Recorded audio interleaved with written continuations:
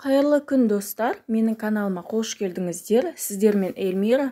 Бүгін біз үй жағдайында тек қана бір жемістен дәмді, пайдалы әрі табиғи балмұздақ жасайтын боламыз. Балмұздағымызды жасау үшін бізге ең қажет зат ол жақсы піскен банан және мұздатқышқа салу үшін асты жабыспайтындай пищевая пленка немесе пищевая бумага қажет болады.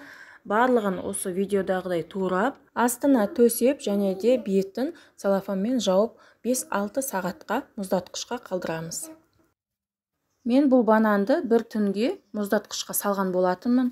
Ол толығымен қатты. Енді біз блендердің көмегімен бананымызды езетін боламыз.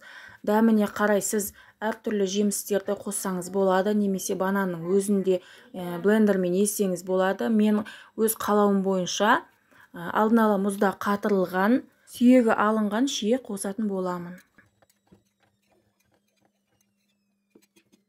Сіздерге ескеретін жайт, бананды мұздатқыштан алғаннан кейін бөлме температурасында 10-15 минуттай тұрған жақсы. Блендеріңіз бірден салсаңыз бұзылып қалуы мүмкін. Банан мен шие қосылған балмұздағымыз дайын болды. Шамамен 10 минуттай блендерде езілді. Ендігі кезекте какао қосылған шоколадты бананды балмұздағымызды жасайтын боламыз.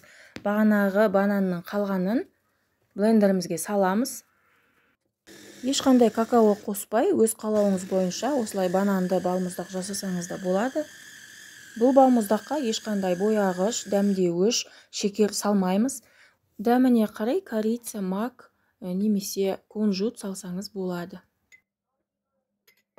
Тағы бір ескеретін жайт, бананды міндетті түрде мұздатқышқа шамамен 5-6 сағаттай салу керек. Мұздатылмаған бананнан ешқандай балмұздақ шықпайды. Шоколадты балмұздағымыз дайын, ыдысыңызға салып, ұсына берсеңіз болады. Осындай консистенцияда әдемі қою балмұздақ шығады. Ешқандай зияны жоқ. Үй жағдайында табиғи дәмді балмұздақпен балаларыңызды қуантып тұрсаңыз болады. Бізде осында 2 түрлі әдемі дәмді балмұздақ шықты. Барлығыңызға ас болсын. Менің каналыма тіркеліп, лайк басып, келесі видеоларды жіберіп алмас үшін қоңыраушаны басып қоюды ұмытпаңыздар. Видеоны соңына дейін қарағандарыңызға рахмет.